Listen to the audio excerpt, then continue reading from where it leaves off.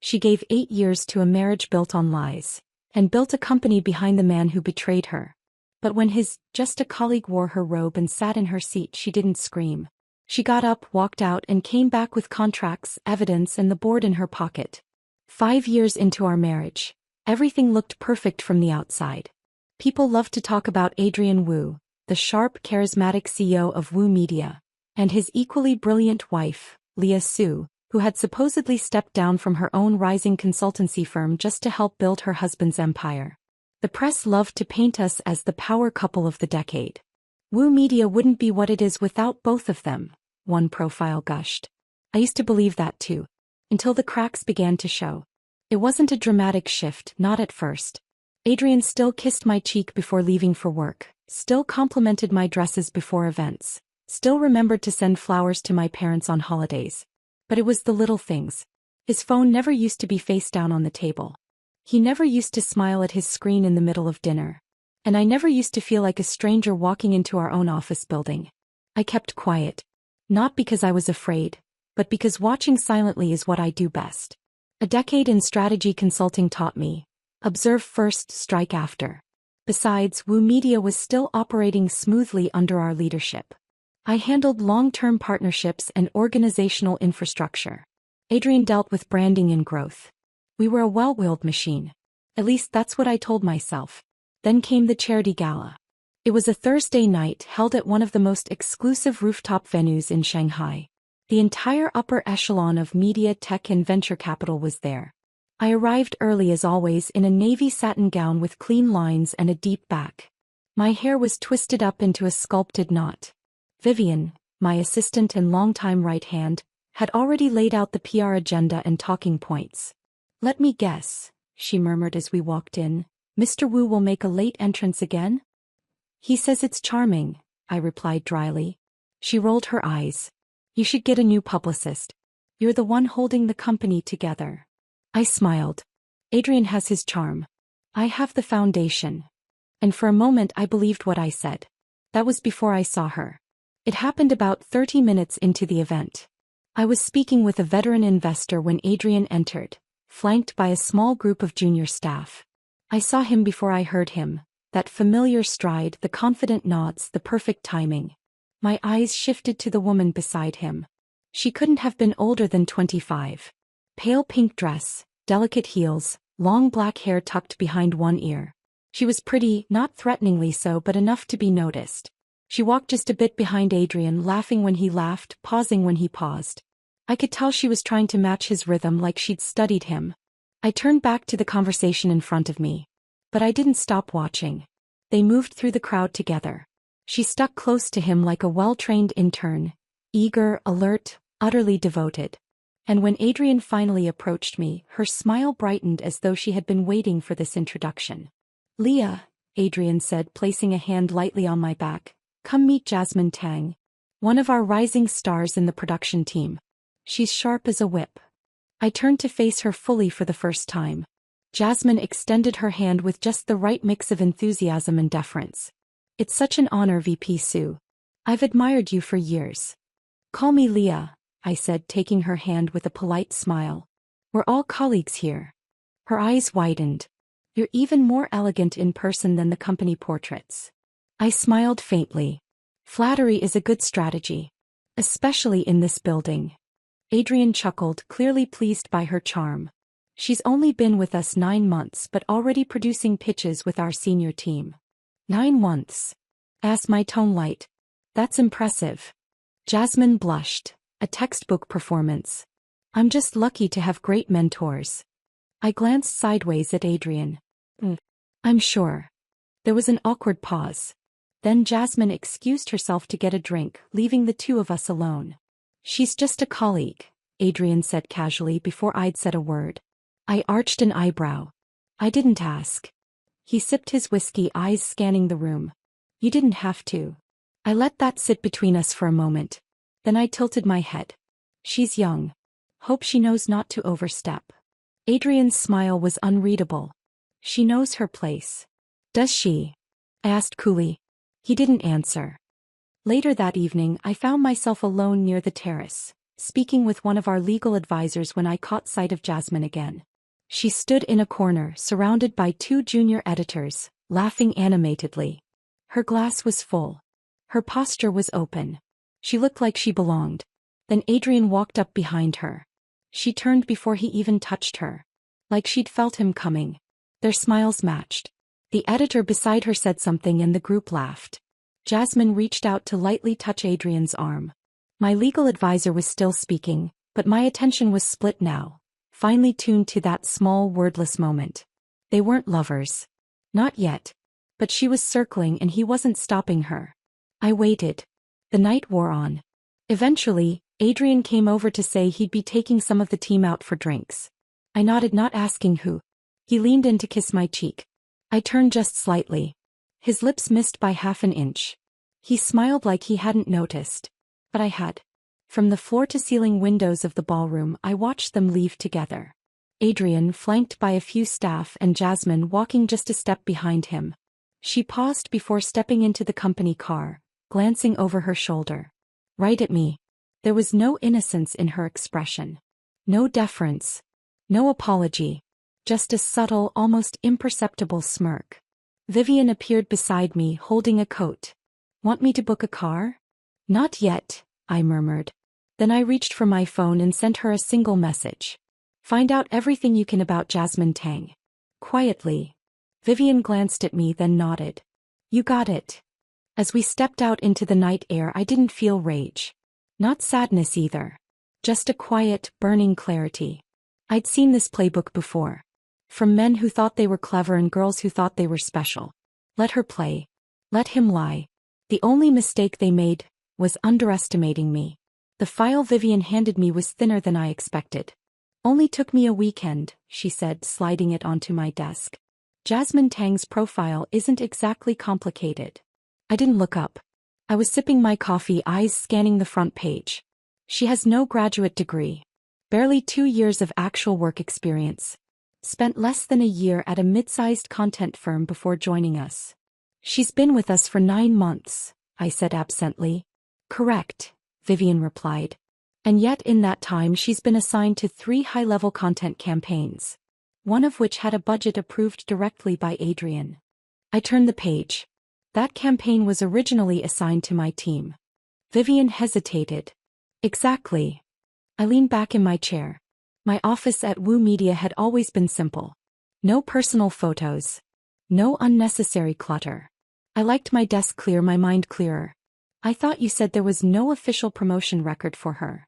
There isn't, she replied. That's what's odd. She's being treated like senior staff, but her status on paper hasn't changed. She's technically still a junior-level producer. And yet, I murmured, she's everywhere. Vivian didn't speak. He didn't have to. I want to see her access logs, I said, tapping my pen against the table. Every time she's badged into Adrian's office. Especially after hours. Vivian gave a tight nod. Already requested them from IT. Should have it before noon. As she left, I closed the file gently and stared at the name on the front. Tang Jasmin. Pretty face. Pleasant manner. Empty resume. But somehow fast-tracked into my husband's inner circle. It wasn't the lie that angered me. It was the laziness of it. If you're going to cheat, at least be smart about it. By mid-afternoon, I had the access logs.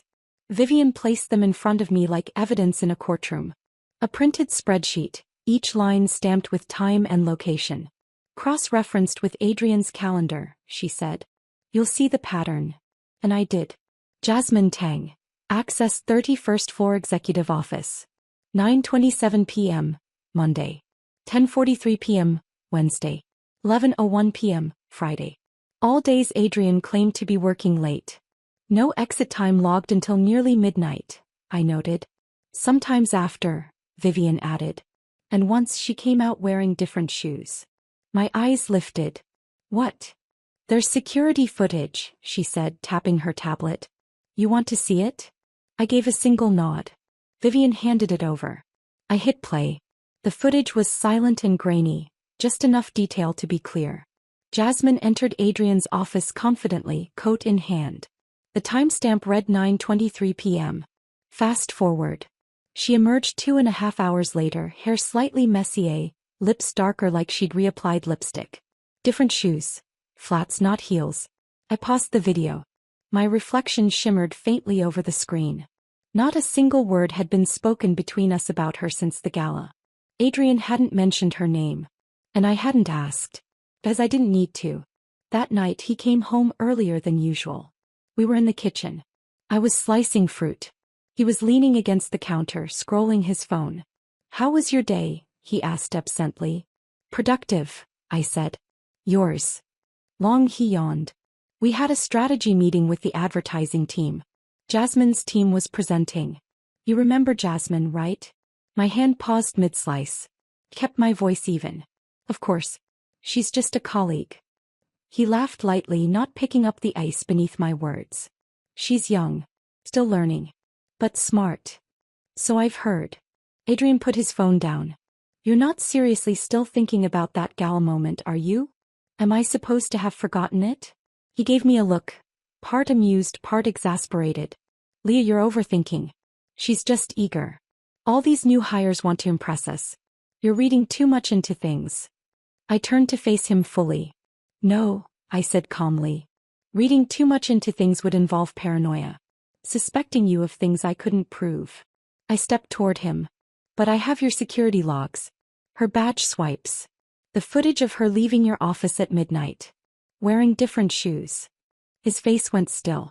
That beautiful, polished expression of his, the one he used in press interviews and boardrooms, froze just a second too long. "Leah." "I'm not overthinking, Adrian," I said softly. "If I were, you'd already be out of this house."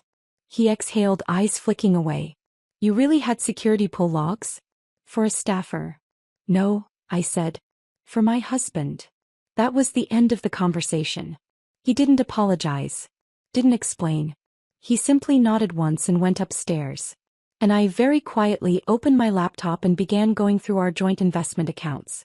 Not to check balances, but to separate names. 2 days later, Jasmin walked past me in the corridor at Woo Media.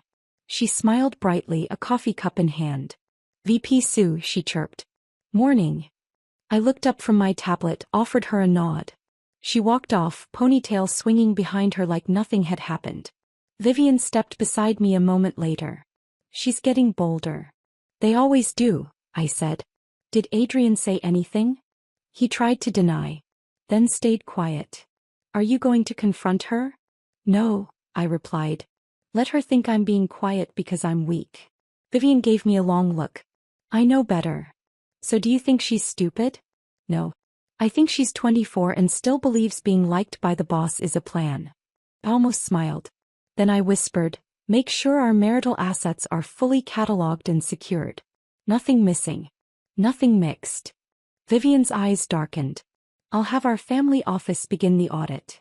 And transfer the Shin Fund board rights back to my father. Temporarily." "You're not waiting for confirmation?"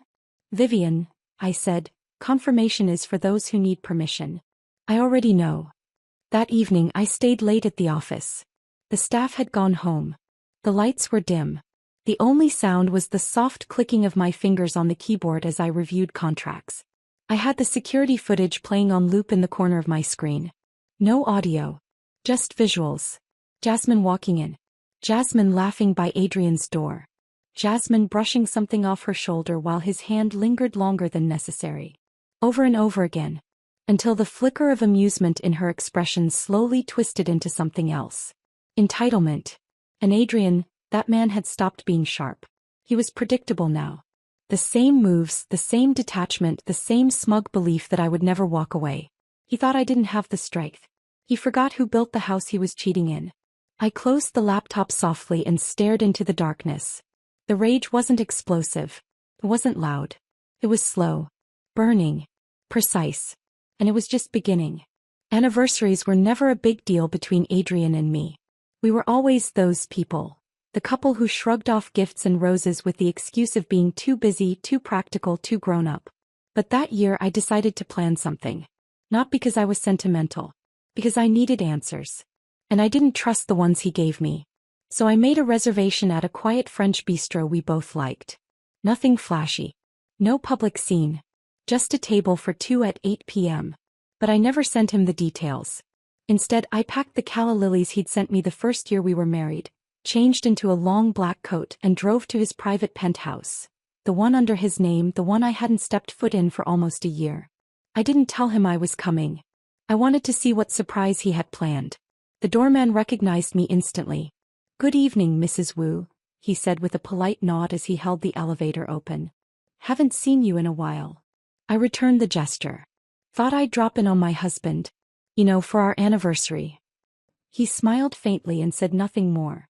When the elevator doors opened at the top floor, I stepped out into quiet luxury, dark wood glass and the faint scent of sandalwood lingering in the air. The lights were already on. The fireplace crackled softly. Everything looked lived in. And then I saw her. She walked into the hallway barefoot, sipping from one of my custom porcelain teacups. The ones I had shipped from Kyoto 2 years ago. Her hair was damp.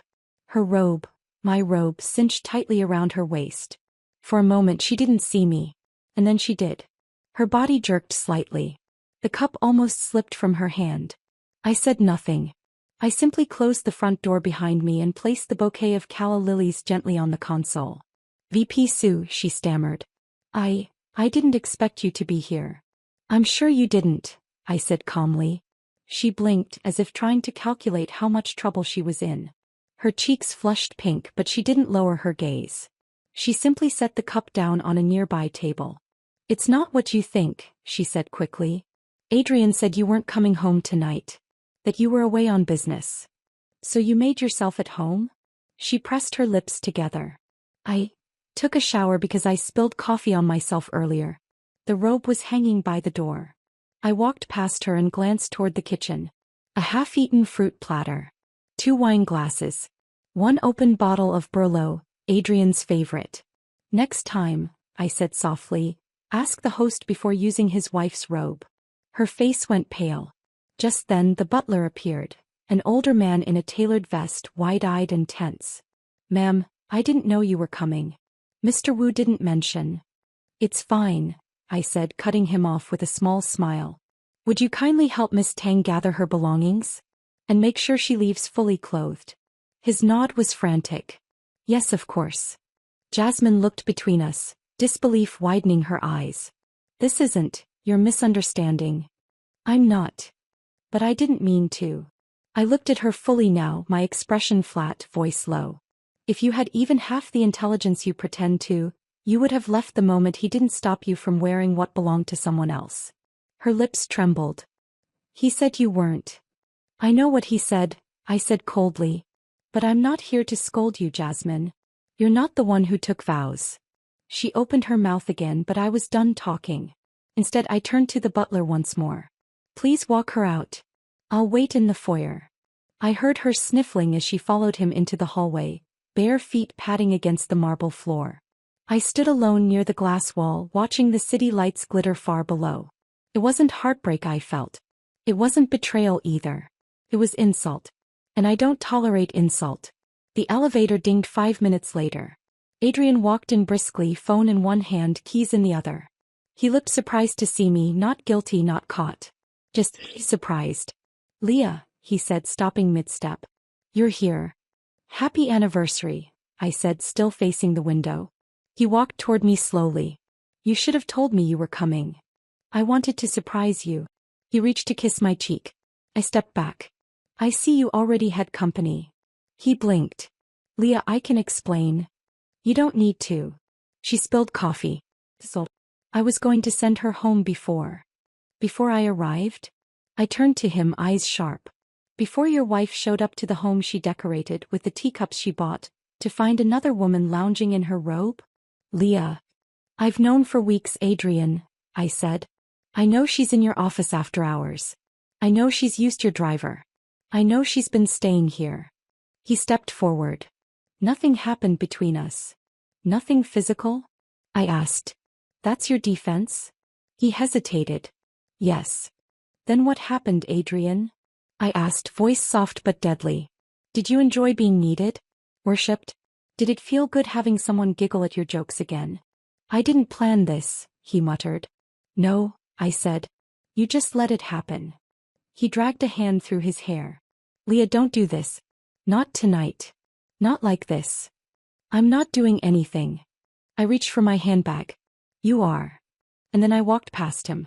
Where are you going? He asked, following. I stopped at the elevator. You can sleep wherever you want, I said quietly. Just not beside me. The elevator doors opened with a soft chime. He didn't follow. He just stood there, frozen in the warm, expensive space he'd filled with lies and red wine. As I stepped inside and pressed the ground floor button, I heard him call out my name. But I didn't look back. The next morning I didn't cry. I didn't scream. I didn't even confront him again.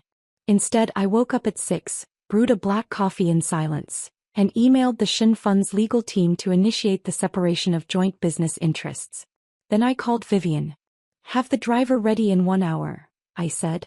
I'm moving to the apartment. She didn't ask which apartment. He knew. The one I kept under my name. The one Adrian always said was a waste of money. A backup plan. I suppose now it wasn't such a waste. I packed lightly. Just the essentials. My work files. My mother's jade ring. A few of my favorite dresses. The rest could stay. This wasn't a dramatic exit. I wasn't running away. I was simply leaving. Like shutting down a computer at the end of a workday. Vivian met me downstairs. Everything ready? She asked. I nodded. Did the staff see Adrian this morning? They said he left early. No message. Of course he did. I climbed into the car and didn't look back. Adrian called 6 times by noon. I didn't answer. He texted. Where are you? Can we talk? Leah. Please. Don't do this. I blocked his number by lunchtime. I didn't need to do this the messy way. I had too much self-respect for that. And yet, when I arrived at Woo Media that afternoon, there she was. Jasmin Tang, all glossy hair and smug eyes, strutting past the main elevator like she had just signed the building lease herself. VP Sue, she sang when she saw me. Welcome back. She flashed a saccharine smile, eyes scanning me up and down. Did you have a good night? I said nothing. My heels clicked softly against the marble floor as I walked past her. I didn't even turn my head. Guess you're not in the mood, she muttered as I disappeared into the executive wing. Vivian waited at my office door. Want me to? No, I interrupted. Let her pretend she won. At 3 p.m. I called for an emergency board meeting. The directors arrived within the hour. No one questioned the timing. They rarely did when it was me. Adrian hadn't arrived yet. I made sure of that. I stood at the head of the long glass table and waited until the last of them took their seats. Gentlemen. Ladies. I appreciate your time today, I began. No small talk. No smile. I've decided to take a sabbatical. Effective immediately. There was a beat of stunned silence. One of the senior members leaned forward.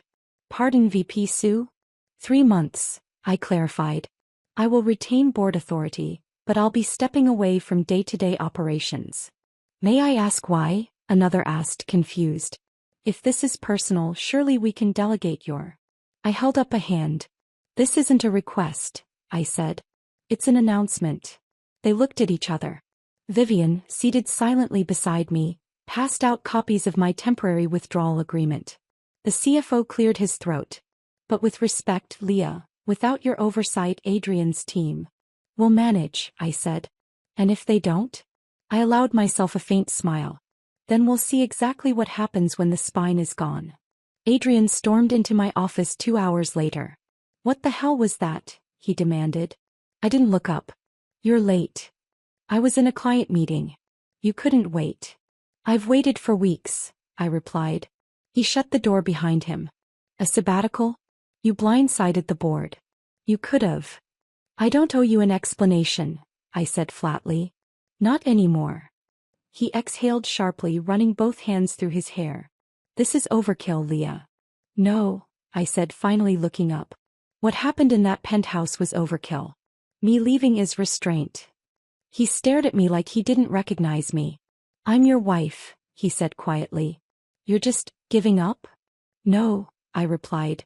I'm just stepping back and letting the consequences play out. And what about Jasmin? It got him.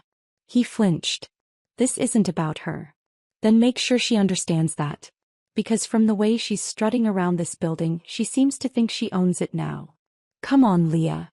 No, I said. You come on, Adrian.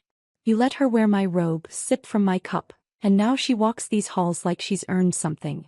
You want to know why I'm leaving? I stood slowly, calmly. Because I built this place. Quietly. Relentlessly. Brick by brick. And now it's filled with people who forget whose hands made the foundation. He didn't say a word. Let them remember. I picked up my coat and my bag, turned toward the door. Where are you going now? To my real life, I said. The one I built before you. The one I'll return to without you. That night I returned to the apartment. My apartment, and unpacked everything one item at a time. No tears. No wine. Just silence. I took off my earrings, folded my dresses into the wardrobe, lined up my shoes. Hung my blazer on the chair by the window. I poured myself a glass of water and stood by the floor-to-ceiling window, watching the city pulse beneath me. The apartment was smaller than the penthouse. Quieter. But it was mine. And in that moment, it felt more like home than anything Adrian had touched. The morning after I left Woo Media, the building felt the shift. Not outwardly. Not in the glossy walls or the automatic doors or the recycled boardroom coffee. But in the rhythm. The energy. I'd always kept things moving just slightly faster than crisis. That was the secret, not brute strength but precision. Timing. Knowing where the cracks might form before they splintered. Without me they started splintering fast. Vivian texted me on Tuesday morning. You were right. Jasmine's already trying to run the new campaign. It's a mess. I sipped my tea in silence. By Wednesday, 3 clients had pulled out of the holiday media package Jasmine had insisted on revising. She scrapped the original proposal, Vivian added in her next message. Said it felt too safe. Now it's edgy and unapproved. That afternoon my name trended on WeChat. Not because of me. Because someone had leaked 3 photos of Adrian and Jasmin. 2 outside a restaurant, 1 walking into a hotel.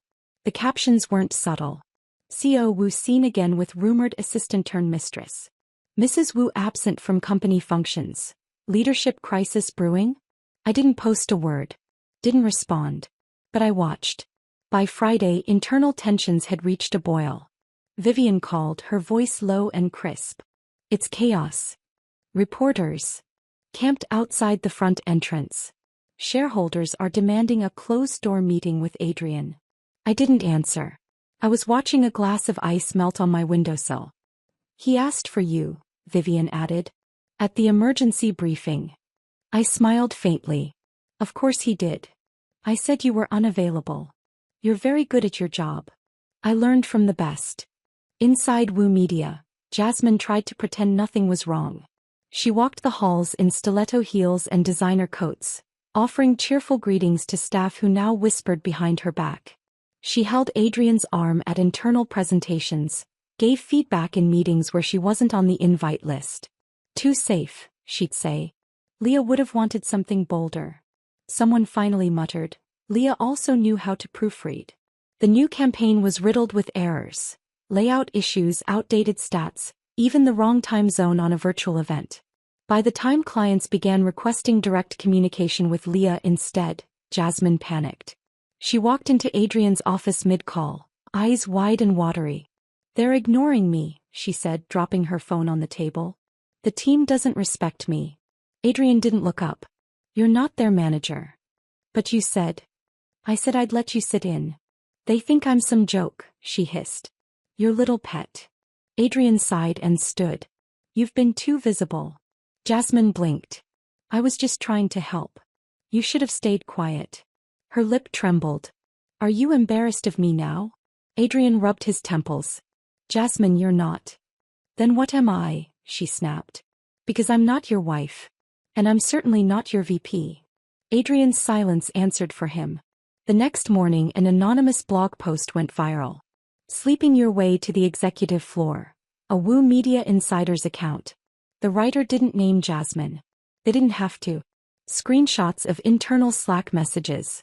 A blurry elevator photo. Jasmin in Adrian's office at midnight. All watermarked. All time-stamped. The company's PR team scrambled. I didn't need to ask who leaked it. I already knew. 2 years ago, I'd helped a junior PR intern when a department head tried to block her promotion after rejecting his advances. I had quietly reassigned him and shielded her record. She owed me. And she just repaid the debt in full. Adrian called that night. Private number. I declined. Then he called Vivian. Vivian texted me. He says he's losing control. Wants to meet. I didn't answer. Instead, I opened my calendar and marked a quiet note for the following Monday. Boardroom sweep. 10 a.m. Time to remind the building who held the real power. Back at the office, Jasmin tried damage control. She summoned the content team for a brainstorming session. Only 2 showed up. The rest claimed conflicting schedules. She posted an Instagram story of herself smiling in Adrian's office with the caption, "Boss mode briefcase sparkles." It backfired immediately. The comments flooded in. "This you?" Backhand index pointing down. Link to gossip blog. Imagine getting a company sued in heels. Can someone find Leah Sue? She deleted the post in under 10 minutes. Too late. By end of day, 2 of Woo Media's oldest clients had requested meetings. Not with Adrian but with me. Vivian forwarded the emails. They said, and I quote, "We want the woman who got us through the pandemic." I stared at the message for a moment. Not because I was surprised, but because I realized something. I hadn't done any of this. I hadn't leaked the photos. I hadn't planted the stories. I hadn't said a word. I had simply left. And in doing so, I'd created a vacuum so vast it was pulling the entire company off its axis. Funny how that works. That evening, Adrian sat in his office alone. The city lights behind him. A half-empty bottle of scotch beside him. Jasmin standing in front of his desk, crying. "Just say it," she whispered. "Say you don't want me around anymore." He looked tired. More than tired, hollow. "You were never supposed to be around," he said softly. Her eyes widened. "You knew that," he added. "From the beginning." Jasmin's face crumpled. "But I thought you." Adrian stood and turned toward the window. "I thought a lot of things too." It had been years since I'd seen Elliot Fong. 10 to be exact. The last time we spoke we were both barely out of graduate school. Him on a fellowship to London, me on a plane to Hong Kong with an offer in my inbox and a fire in my gut. We left things without regret. Just distance. But now, as I sat across from him in a quiet cafe tucked behind a bookstore in Suhui, I couldn't remember why we'd ever lost touch. "Still drink your coffee black?" he asked, pushing my cup toward me with that small, unreadable smile of his. "Always." He leaned back in his chair, fingers lightly tracing the edge of his saucer. "Look, sharper. But not older. Flatter me again and I'll suspect you want something." "I do," he said without missing a beat. "To catch up." I studied him. His hair was shorter now, a touch of gray at the temples. His posture hadn't changed, still relaxed, confident without being cocky. "What brings you back to Shanghai?" "Investment project," he replied. "Looking to open a cultural innovation fund. Film, media, digital art. My team's scouting long-term opportunities." I nodded. "Sounds like something you'd build." His gaze lingered on me. "And Woo Media. Looks like something you built." My mouth curved slightly. "It used to be." He sipped his espresso. "Word is the company's unraveling without you." I raised an eyebrow. "That's flattering." "Untrue but flattering." "No, it's true," he said quietly.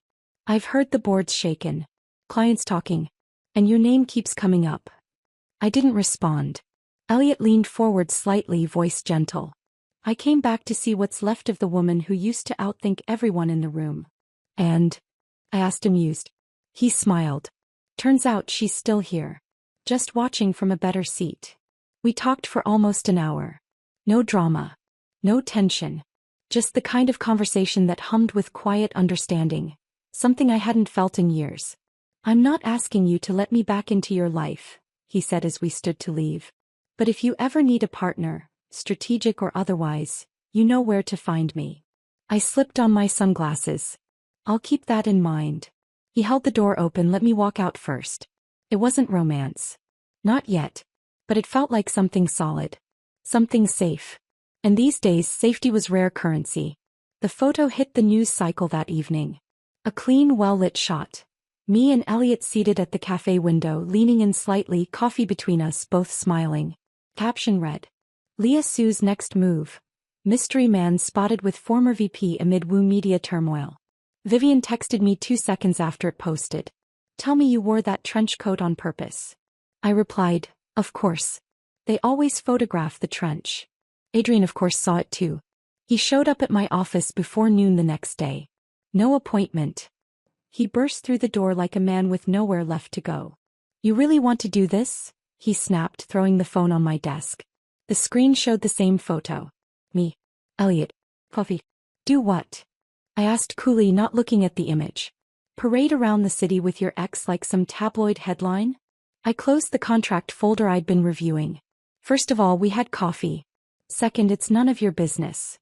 You think this is professional? He asked, voice rising. What message does that send, to the board, to our clients? I stood. I didn't ask you when you brought a 24-year-old into our company, I said, voice low and even. I didn't ask when she started staying at your penthouse. And I didn't ask when she started acting like she owned Woo Media. I stepped around the desk and faced him. So don't expect me to answer now. Adrian stared at me, eyes dark, chest rising fast. You're really not coming back, he said softly. I gave a small smile. I left the door unlocked. You're the one who bolted it. He looked like he wanted to say more. But he didn't. He turned and walked out, shutting the door harder than necessary. Vivian stepped in moments later. Should I have him blocked? Not yet, I said. Let him see what happens when the door stays closed. She hesitated, then asked, and Elliot? I smiled faintly. Let him in. Woo Media's flagship campaign launch was supposed to be a spectacle. A glamorous hybrid event, live-streamed across 6 platforms, attended by celebrity ambassadors, filled with press, light shows and headline-worthy reveals. It ended in total collapse. A missing keynote slide. An unrehearsed spokesperson. A client's logo printed upside down on branded material. And worst of all, the viral video clip that surfaced just hours after the event. Jasmin, mic still live, whispering on stage to another staffer. Honestly? This product is trash, but the lighting's great, so just smile. By the next morning, 3 major sponsors had pulled out. One released a statement. This is not the standard of professionalism we expect from Woo Media. The press was ruthless. From power couple to PR chaos. Can Woo Media survive without Leah Sue? When the visionary leaves, what's left? Has the queen of strategy abandoned her throne? I hadn't. Not yet. But I was done watching from afar. I arrived at the building just after 10 a.m. No announcement. No entourage.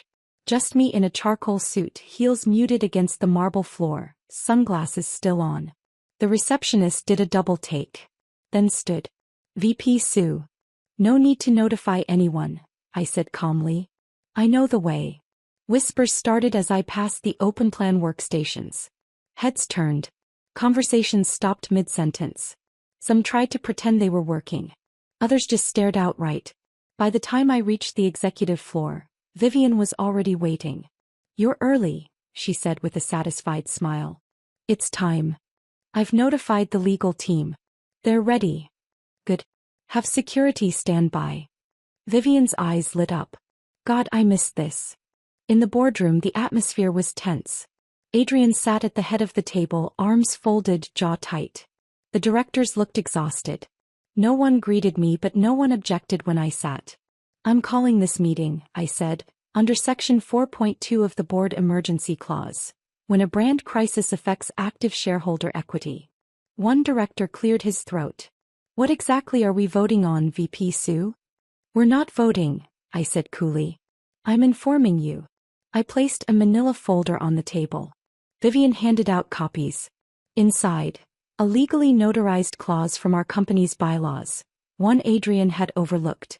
It outlined the rules regarding probationary hires appointed under executive privilege. It stated in plain text that such hires do not require board involvement for termination. And Jasmin was never formally transitioned out of probation. She was listed under Adrian's discretionary executive appointments, I said. No HR confirmation. No conversion paperwork. She's been a visitor with a badge. Nothing more. Adrian's eyes widened. That's not possible, she's been running. Running things she was never authorized to touch, I interrupted. All of it invalid. Legally speaking, she's not even entitled to an employee discount, let alone a title. One of the directors chuckled under his breath. Vivian glanced down at her watch.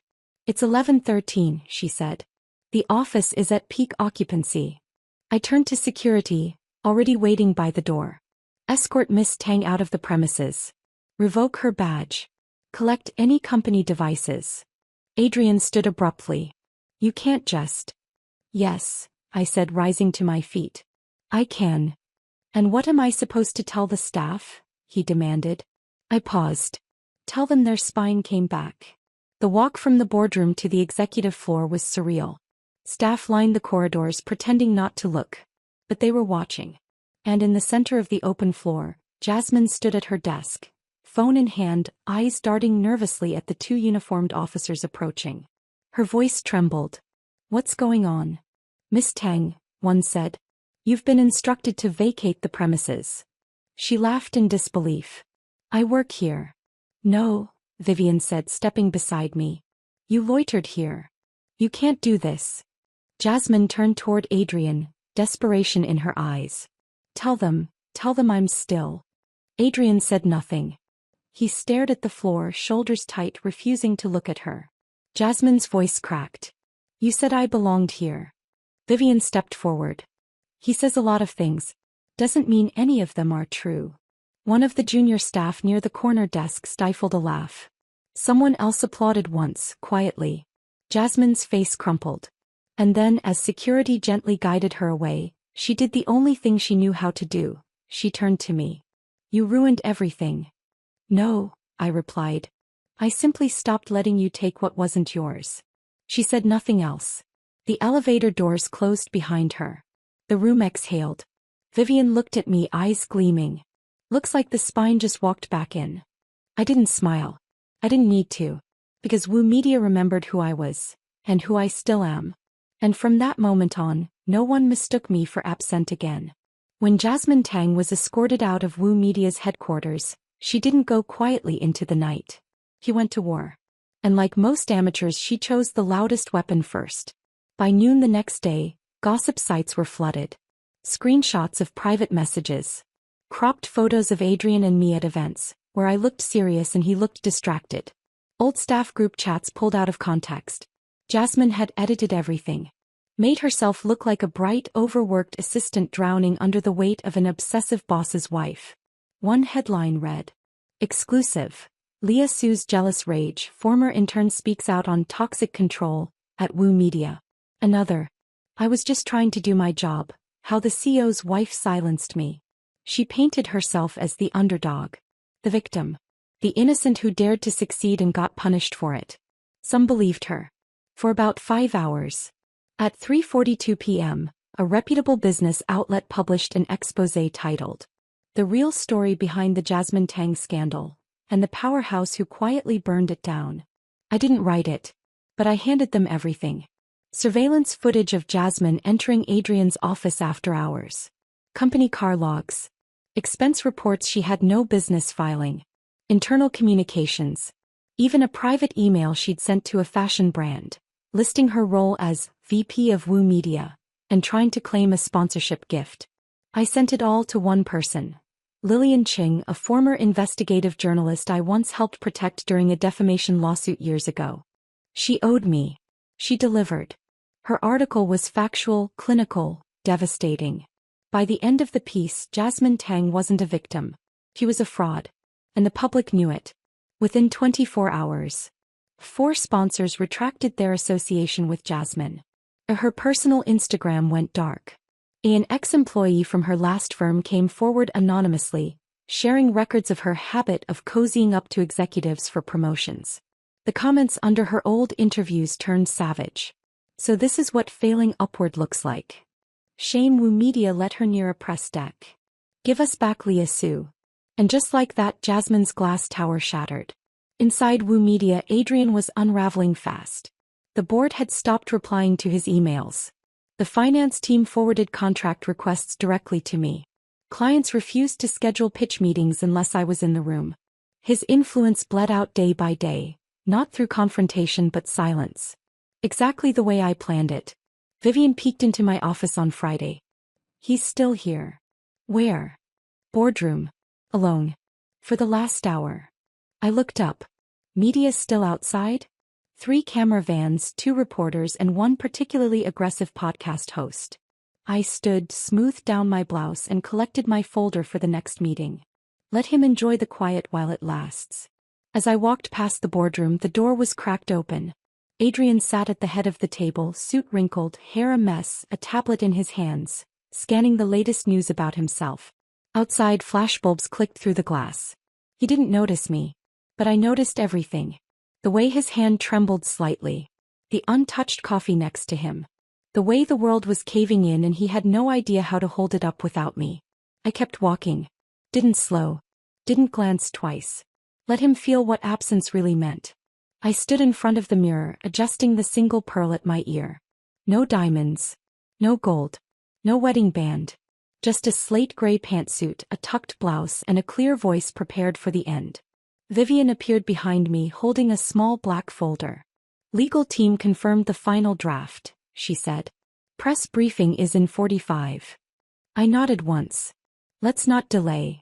As we walked toward the elevator, she added quietly, "Are you sure you want to do it this way?" "Yes," I said. "No drama. Just truth." The Woo Media press room was packed. Not because of a product launch. Not because of a scandal. But because of a calendar event titled simply, Personal Statement, Leah Sue. I stepped up to the podium, adjusted the mic and looked out into the sea of cameras, journalists, bloggers and executives. For a moment, silence blanketed the room. Then I began. "Good morning. I appreciate you all taking time to attend. I'll be brief and clear. For the last 8 years I've been known publicly not just as the co-founder of Woo Media, but as Mrs. Leah Sue, wife to Adrian Woo. That chapter has closed. Effective today I have filed for divorce." Gasps flickered like embers in the crowd. I continued, unflinching. "This is not a statement of failure nor one of blame. It is simply clarity. The woman I am today no longer fits beside the man I once stood with. There are no courtroom theatrics. No accusations. No countersuits. There is only truth. Quiet and unwavering. I have retained full ownership of my personal assets and holdings. Woo Media remains intact with board oversight ensured. And I remain." I let the silence settle again. Then finished. "This chapter has ended. Not with regret but with clarity. That will be all." The press didn't ask questions. They didn't need to. The cameras clicked like rain. And within an hour the world knew. Headlines broke across every outlet. Leah Sue breaks her silence, with grace and power. No regrets, just clarity. The divorce speech that silenced the internet. From betrayal to brilliance, how Leah Sue walked away on her own terms. Social media erupted. Hashtag Leah Sue trended for 12 hours. Journalists called it the new blueprint for public dignity. Women across industries reposted the clip, quoting, "This chapter has ended, not with regret but with clarity." I said nothing more. I didn't need to. Adrian watched the live stream alone in his office. The lights were off. His phone had stopped buzzing an hour ago. He didn't cry. He didn't scream. He just stared. Because there was nothing left to say. And this time, everyone could see who had built the empire, and who had merely stood beside it. Later that night he called me. Vivian held out the phone. "It's him." I didn't even look up. "Decline." She nodded and slipped it into her coat. I stood by the window of my apartment holding the final set of documents in one hand. The divorce papers were neat. Simple. I signed them without hesitation. Then I took off my wedding ring, cool, golden, still polished, and placed it gently into a small drawer by my desk. It clicked shut with a sound that felt more final than anything I had spoken today. I walked to the window. The skyline of Shanghai stretched before me, wide, shimmering, mine. And I knew with certainty that nothing that came next would ever again begin with someone else's name. Took 6 months. 6 months to clear the debris. 6 months to let the smoke die down. 6 months to steady my breath and take the next one without flinching. Woo Media didn't collapse. It didn't need to. It evolved. The chaos faded. The gossip quieted. Shareholder confidence returned. I didn't take the CEO title. I didn't need to. Influence doesn't always need a plaque. Sometimes it's just the way a room holds its breath when you enter. And now, in late spring, I stood on a rooftop surrounded by glass and gentle conversation, a flute of sparkling water in my hand, watching the city I rebuilt reflect back the woman I had become. Still prefer no ice in your water? A voice asked behind me. I turned, already knowing who it was. Elliot Fong. He wore dark navy, no tie, hair still too neat for a Friday night. He handed me a glass and stepped beside me. Funny, I said. You still remember. I remember a lot. We stood in silence for a moment, letting the warm air settle between us. I heard your speech, he said after a while. Every word. I didn't reply. I didn't reach out then, he added. Didn't want to be another voice in a sea of noise. That was smart, I said. He glanced at me. I've always been more patient than dramatic. And I've always been more composed than forgiving. He smiled. So we're even. We walked along the edge of the terrace, past hosts and funders in quiet admiration. Are you happy? He asked. The question didn't sting. It didn't feel invasive. It just felt like someone who saw me clearly. I thought for a moment. I'm not always happy, I said. But I'm finally peaceful. He nodded. That's rarer, he replied. And more important. The night stretched on. He didn't touch me. Didn't push. Didn't speak of futures or regrets. He simply existed beside me. And then as we prepared to leave, he said quietly, I'm heading to the Azores next week. No press, no pressure. Just a quiet week by the ocean. I blinked. It's not an invitation to run away, he added. Just a chance to pause. With someone who knows when to be still. I stared at him, surprised. Then I laughed softly. That's the least chaotic offer I've had in years. So. I didn't give him a dramatic yes. I just smiled. I'll think about it. 3 days later I stood at the airport. No entourage. No headlines. No wedding ring. Just a dark suitcase, a passport freshly renewed, and a boarding pass with my name on it. Just my name. Elliot waited a few feet ahead at the gate, hands in his pockets, gaze steady. This wasn't a love story. Not yet. This was the space before a beginning. The pause before the music. The inhale before the leap. And for once it wasn't about revenge. It wasn't about survival. It wasn't about proving anything to anyone. It was just about me. Choosing. To flee. Finally. And this time on my terms. The end.